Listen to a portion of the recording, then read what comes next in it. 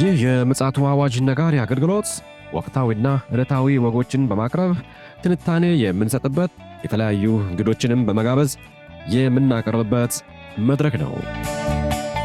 መረጃዎችን ያጠናከረ ይዞልን የሚመጣው ፓስተር አለማየሁ ነሙ ሲሆን ፕሮግራሙን የመራና መሰናዶውን ኤዲት በማድረግ ወደ እናንተ የሚያቀርበው ይልቃል አስራት ነው።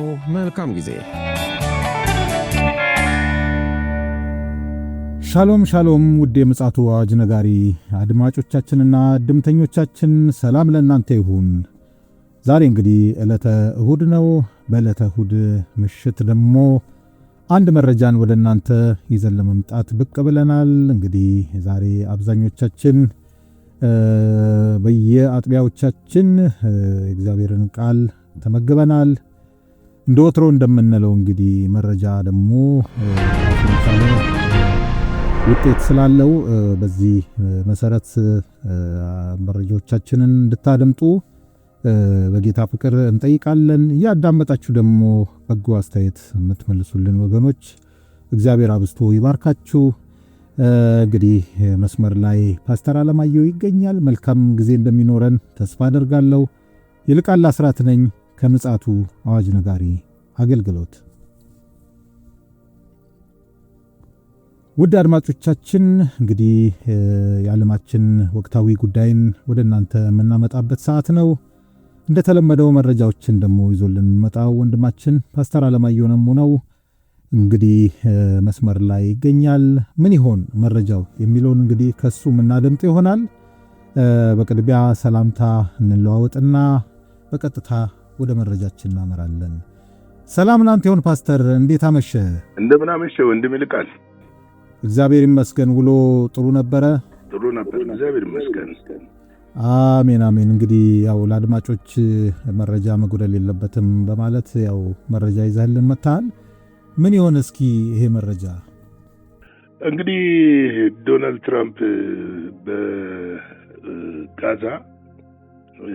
ጋዛን የሚያስተዳድሩትን የቦርድ አባላት አዋቅረዋል። እነዚህ የቦርድ አባላት ውስጥ የሶስት ሰዎች በዋናነት መገኘት ዓለምን እያነጋገረ ይገኛል።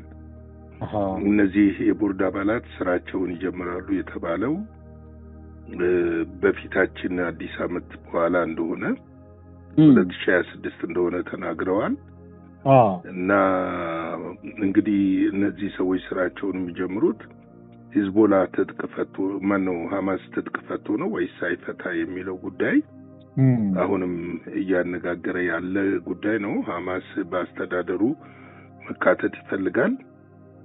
ነገር ግን እስካሁን እየተዋቀረ ባለው ነገር ውስጥ እየተካተተ አይመስለኝም።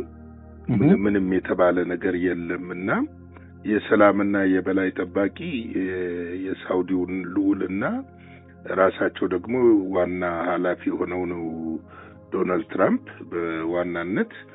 ነገር ግን እዚህ ጋዛን የሚያስተዳድረው ቦርድ ውስጥ ያሉት በዋናነት ጄራርድ ኩሽነር እሳቸው ይጠበቃሉ። ስቲቭ ዊትኮፍ እና ቶኒ ብሌየር ናቸው። እንግዲህ የእነዚህ ሰዎች በተለይ ሁለቱ በተባበሩ መንግስታት ድርጅትም ቶኒ ብሌየር የመካከለኛው ምስራቅ ዋና ተጠሪ ሆነው ሰርተዋል። ብዙ ጊዜ በዛ ቀጠና ላይ የሚንቀሳቀሱ ናቸው። ዊትኮፍም በዶናልድ ትራምፕ የተሾሙ የሰላም ዋና ተደራዳሪ ናቸው። ወኪል ሆነው ማለት ነው። ጄራርድ ኩሽነር ደግሞ አማች ነው። የሱ ደግሞ በዛ ውስጥ መካተት ከዚህ በፊትም በዓለም ላይ ጥያቄ ይነሳል በዚህ ሰው ምክንያት፣ በዚህ ሰው አካሄድ። ምክንያቱም ኒውዮርክ ውስጥ ነው ወይ ብቻ አላስተዋልኩም። አንድ ፎቅ አለው 666 የሚል እንግዲህ 1.6 ቢሊዮን ዶላር ያወጣ ወጪ ማለት ነው። ኒውዮርክ መሰለኝ አይደል? ኒውዮርክ ነው። ልክ ነው። እና በጣም ባለጠጋ ሰው ነው፣ ግን አይሁዳዊም ነው። ግን ደግሞ በዚህ ላይ ሐማስ አሁን አንዱ ከማይፈልጉት አንዱ የአይሁድ ዝርያ ያላቸው ወይም ደግሞ የእስራኤል ዜግነት ባይኖራቸውም አይሁዳውያን እንዲሆኑ አይፈልጉም። ምንድነው መሰለ ምናልባት ፓስተር የዚህ ከቀድሞ የዶናልድ ትራምፕ ዘመን ጀምሮ የዚህ አብርሃሚክ አኮርድ የሚባለውን አርክቴክት ነው የዚህ መካከለኛው ምስራቅ የሰላም ስምምነትን በየቦታው የሄደ ተጽዕኖ በመፍጠር ዲዛይኑን ከማድረግ አኳያም ጭምር የተሳተፈም ብቻ ሳይሆን ራሱ ዲዛይን ያደረገም ነው ተብሎ ያው እየተሞካሸ ነው። ምናልባት ሐማሶች ያልተቀበሉት ቶኒ ብሌርን መሰለኝ። ቶኒ ብሌርን ነው። አሁን እነዛንም ይቀበላሉ ተብሎ እኮ አይታሰብም። አሁን ምንድነው የነሱ ፍላጎት? እነሱ ባሉበት እዛው የፍልስጤም ዜግነት ያላቸው የፍልስጤም ሰዎች እንዲሆኑ ነው የሚፈልጉት። ነገር ግን ደግሞ ገና በዚህ በጋዛ ግሪን ኤሪያ የሚባል አካባቢ ይሰየማል ተብሏል። ይሄ ግሪን ኤሪያ ማለት ከጦርነትም ከምንም ነፃ የሆነ ማንም የማይንቀሳቀስበት የሰላም አስከባሪው ኃይል ብቻ የሚንቀሳቀስበትና ግንባታ የሚጀመርበት ነው። አሁን ስለ ግንባታውም ቢሆን ግልጽ የሆነ ማብራሪያ የለውም እና ምንድነው እየሆነ ያለው የሚለውን ነገር የሚያጠያይቅ ነው። ምክንያቱም በቀደም ዕለት የተባበሩት መንግስታት ድርጅት ላይ የተወሰነ ውሳኔ አለ፣ እኔም አንተም የምናውቀው። ይሄ ውሳኔ እስራኤል ለቃ ሙሉ ለሙሉ ትውጣ ነው እና የሁለት ሀገር መንግስት ይመስረት ነው። ለዛ መሰረት ይሁን ወይም ዶናልድ ትራምፕ እና የናትናያሁ ከዚህ ቀደም ያቀዱት ይሁን የሚታወቅ ነገር የለም። ነገር ግን ወደፊት ያው ፍንትው ብሎ ይወጣል አንዳንድ ነገሮች ብለን እናምናለን። ግን ሐማስ አሁንም በአቋሙ የጸና ነው፣ ትጥቅ እንደማይፈታ እንደውም የተለያዩ አንጃዎችን እያደራጀ ነው ያለው እና ለዚህም ደግሞ ያው ታውቃለህ የአረቡ ዓለም አንዳንድ ነገር መሰለህ ወንድም ይልቃል፣ ፖለቲካ ቁማር ነው። በላይ ትደግፋለህ ሐሳቡን፣ በውስጥ ደግሞ ታደራጃለህ። ይሄ የዓለም የፖለቲካ መልኩ ነው። ልክ ነው። እዚህ ጋር ታደራድራለህ፣ ከጀርባ ደግሞ ታስታጥቃለህ እና አረቦቹም ቢሆኑ የፍልስጤማውያን ጋዛን ለቀው እንዲወጡ አይፈልጉም። የአረቢዎቹም ዓላማ ቢሆን ምስራቅ ኢየሩሳሌምን ዋና ከተማ ተደርጎ ማነው ፍልስጤም ሀገረ መንግስት እንድትሆን ነው የሚፈልጉት። ስለዚህ እነዚህ ነገሮች አሁን የግብጽ አካሄድ እኮ ያንን ነው የሚያመለክተው እና እነዚህ ነገሮች እጅግ ትንሽ ጠጠር ያሉ ወሰብሰብ እያሉ ናቸው። ሂደት የሚፈታቸው ነው። ሌላው ደግሞ እንግዲህ የሊባኖስ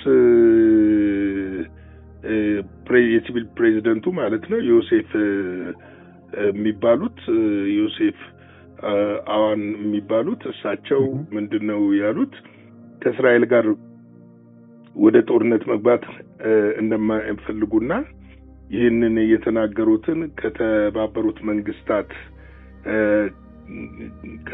መንግስታት ልኡካን ወደዛ ወደ ሊባኖስ ተጉዘው ነበረ። በዚህ በሰላም ጉዳይ ሂዝቦላ ትጥቅ በሚፈታበት ጉዳይና ከእስራኤል ጋር በሚደረገው ሰላማዊ ድርድር የተጀመረ ነገር እንዳለ ይታሰባል እና እሱ ላይ ለመነጋገር የተባበሩት መንግስታት ድርጅት ሰራተኞች ወይም ተወካዮች እዛ ተገኝተው ነበረ።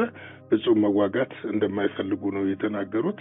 እነሱ የሚፈልጉት ደቡብ ሊባኖስን በከፍተኛ ውጥረት ውስጥ እያለ ስለሆነ እስራኤል ደቡብ ሊባኖስን እንድትለቅ ነው የሚፈልጉት። የሐማስን ማነው የሂዝቦላን ትጥቅ መፍታት እየሰራንበት ነው ብለዋል። ነገር ግን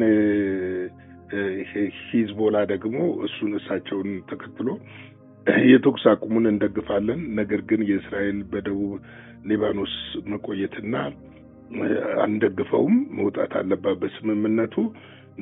ከዚህ ባሻገር ደግሞ ትጥቅ ይፈታ የሚባለው ነገር ይሄ የኛ የውስጥ ጉዳይ ነው፣ የእስራኤል ጉዳይ አይደለም የሚል ነገር አንስተዋል። የእስራኤል ጉዳይ አይደለም፣ ይሄ የኛ የውስጣችን ጉዳይ ነው። በውስጥ ካለው መንግስት ጋር የምንደራደርበትና የምንነጋገርበት ጉዳይ ነው። እስራኤል ይሄ አይመለከታትም የሚል ነገር አንስቷል። እንግዲህ ቀጠናው ያው ፍጹም ውጥረቶች እየጨመሩ የመጡበት እንጂ መረጋጋት የምትለው ነገር አለ አይደለ? እሱ የሚታይበት ቀጠና አልሆነም።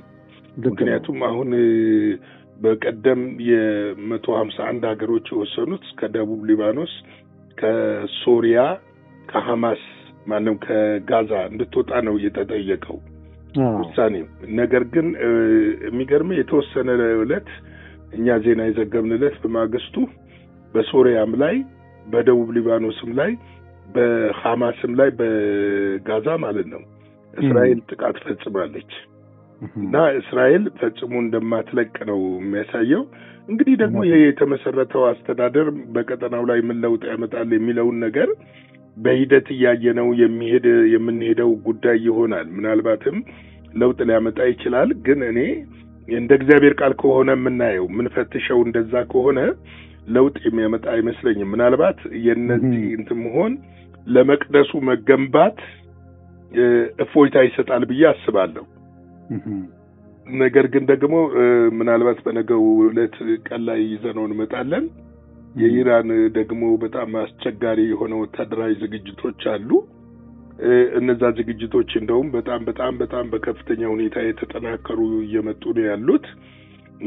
እንደውም አንዳንዶች የሚሉት ምንድነው ሂዝቦላና ኢራን የእፎይታ ጊዜ እየወሰዱ ነው የሚሉት። የእፎይታ ጊዜ አሁን የሐማስ ይታወቃል። ሐማስ እያደራጀ ነው ጥቃቅን የሆኑ የሽምቅ ተዋጊዎች የሚመስሉ የተለያዩ ቡድኖች ልክ እንደ አልቃስም ብርጌድ አይነት እያደራጀ እንደሆነ ይታወቃል። እና እነዚህ ነገሮች እንግዲህ ቀጠናው ላይ ሌላ ትርምስ ሊያመጡ ይችላሉ የሚል ነው። እንግዲህ የነ ዶናልድ ትራምፕ የናትኔሁ የነ ያሬድ ኩሽነር ዋነኛ ዓላማ ጋዛን ሙሉ ለሙሉ ነፃ ማድረግና የእስራኤል ቴምፕሏን እንድትገነባ ያው ናትናው ከዚህ በፊት በግልጽ ተናግረዋል። ቴምፕሉን እንድትገነባ ማገዝ ነው። የነዚህ ሰዎች ማገዝ ነው። አሁን ትልቁም በዋናነት እንዴት ሊገቡ ቻሉ? በአስተዳደሩ ውስጥ የነሱ ግዛት አይደለም፣ ለምንድን ነው የሚያስተዳድሩት የሚለውን ጥያቄ እኮ እንድታነሳ ያደርጋል። እውነት ነው። እና ይመለከታቸዋል የሚለውን ነገር ስትመለከት አዎ ቀጠናው ሴንሲቲቭ ቀጠና ነው። ቀጠናው የዓለም የስበት ማዕከል ነው፣ የሃይማኖትም ማዕከል ነው፣ የፖለቲካ ማዕከል ነው። ለዓለም ደግሞ ኮር የሆነ የምስራቹም የተበሰረበት ዳግም ደግሞ ሌላ የምስራች የሚበሰርበት ኤሪያ ነው። ስለዚህ ከዚህ አንጻር ይመስለኛል እነዚህ ሰዎች መጣደፍ ይሄ ደግሞ ሌላው ግሪን ኤሪያ ላይ ግሪን ኤሪያ የሚሉት ወይም ግሪን ዞን የሚሉት ምን እንደሚገነባ ይፋ አላደረጉም። ምናልባት እነሱ የሚፈልጉትን ቀደም ብለው ያዘጋጁትን ፕላን ነው የሚገነቡት ወይስ ለፍልስጤማውያን ነዋሪዎች ቤቱ ለፈረሰው ከተማው ለወደመባቸው ከተማ ነው የሚገነቡት? ከዚህ በፊት አስታውስ ከሆነ ዘግበነዋል። በርካታ ዶዘሮች፣ ቡልዶዘሮች እና እነዚህ እስካቫተሮች ምናምኖች ገብተው ሰሜን ጋዛ ላይ ብዙ ፎቆችን እየረመረሙ እንትኑን ድንጋዩን እያጠረጉ እንደነበረ ታውቃለህ። ከዛ አንጻር እንግዲህ ምንድን ነው የሚፈጠረው የሚለውን ነገር አብረን የምናየው ነው።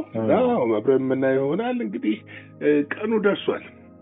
አንድ መዝሙር አለ፣ ቀኑ ደርሷል ሊነፋ መለከት ህዝብ ይጠራል ካለበት በፍጥነት ተሰብስበን ልንቆም በጌታ ፊት የሚል ነው። እንግዲህ ሰዓቱ ደርሷል። በሁሉ መንገድ ሰይጣን የራሱን ስራ እየሰራ ነው። እግዚአብሔር አምላካችን ደግሞ አስደናቂውን የወንጌል ስራ እየሰራ ነው። እኛ በዚህ ውስጥ እንግዲህ ሚናችን የት ጋ ነው? የት ጋ ነው ድርሻችን? ቤተክርስቲያን የት ጋ ነው? ቅዱሳን የት ጋ ነው ሚናችን? የት ጋ ነው ድርሻችን? ምን ይጠበቅብናል የሚለውን ያንዳንዳችን መጽሐፍ ቅዱሳችንን ገልበጥ አድርገን አይተን ልንወስን ይገባል እላለሁ። ስለዚህ ምሽት ስላዳመጣችሁን እናመሰግናለን። ይህንን መረጃ ይዤላችሁ መጣሁት። ፓስተር አለማየሁ ነኝ። አብሮኝ የነበረው ደግሞ ወንድማችን ይልቃል አስራት የምንወደው ወንድም ነው። እግዚአብሔር ይባርካችሁ። ጸጋው፣ ሰላም፣ ቸርነት ከሁላችን ጋር ይሁን። ሻሎም እግዚአብሔር አብስቶ ይባርክ ፓስተር። በጣም በጣም በጣም ወሳኝ የሆነ መረጃ ነው ያቀረብክልን። እንግዲህ ነገ ከነገ ወዲያ ደግሞ ያለውን ነገር ደግሞ ይዘን እንመጣለን። በተለይ ደግሞ ከዚህ በፊት የጠቀስነውንም አንተም ታስታውሳለህ።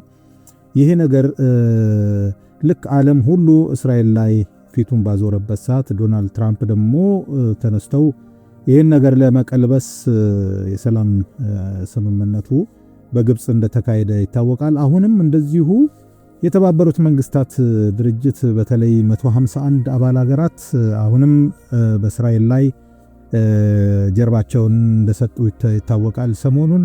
እና አሁን አንተ ያቀረብክልን መረጃ ከዛ ጋር ተያያዥ ይሁን አይሁን የሚለውን እንግዲህ ነገ ከነገ ወዲያ መረጃዎችን አጥርተን ወደ አድማጮች ይዘን እንደምንመጣ ተስፋ እናደርጋለን አይደለ ፓስተር? እውነት ነው ወንድም ይልቃል። እግዚአብሔር የተባረከ ይሁን። እንግዲህ ስለ ዛሬ ምሽት እግዚአብሔር እናመሰግናለን። በነገው ዕለት ደግሞ እግዚአብሔር ፈቃዱ ሆኖ በሌላ መረጃና መልእክት ደግሞ ተመልሰን እንመጣለን። አድማጮቻችን ለዛሬ ምሽት ይዘን የመጣነው መረጃ ይህንን የመሰለ ነው። ነገ እስክንገናኝ ድረስ ሻሎም። ለዛሬ ይዘን የመጣነው ወቅታዊ መረጃ ይህንን ይመስል ነበረ። በሌላ ጊዜ በሌላ መሰናዶ እስከምንገናኝ ሰላም ለእናንተ ይሁን።